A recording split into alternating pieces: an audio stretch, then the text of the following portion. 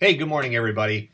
We're 3.5 weeks into this COVID-19 crisis, and I know everybody's doing their best to make ends meet and help those patients in need. We're at least seeing, patients with blood clots and leg ulcers, at least in our practice, and we're doing our best to minimize exposures, etc. Some of the PPE stuff is standard, and I'm not wearing a mask right now, but every other time that I'm in the office, I'm pretty much wearing a mask. I wanted to share some great news, okay? Some great news. For 8 years, we've been battling the absence of anterior accessory great saphenous vein recognition by the majority of commercial payers. Anthem fell in December after pressure last year with a volume of literature that shows that this is a common pattern both in primary patients as well as those with progressive disease that have had a prior GSV ablation, for instance, and have new reflux. Right here is a manuscript, The Clinical Relevance of Anterior Accessory Saphenous Vein Reflux.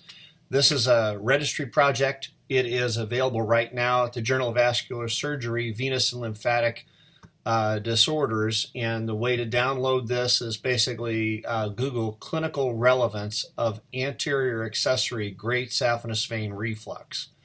I won't go into high points of this article. It is an important article, and it does show that this is not merely a branch varix.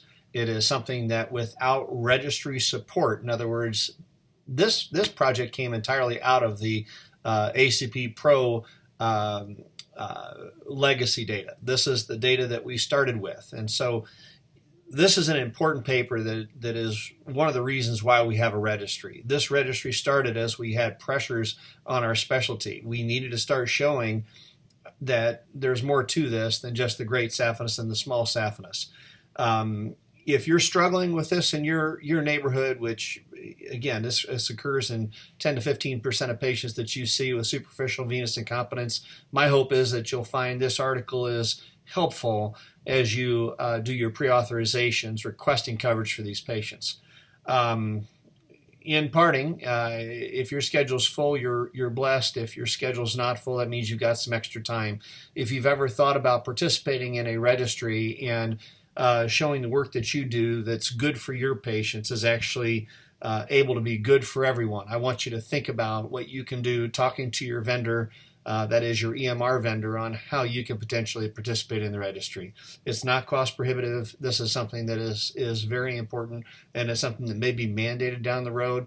But the good news today is that the registry is churning out meaningful research, and we are going to be able to put a face on the patients that we see and try to protect access to care for these patients.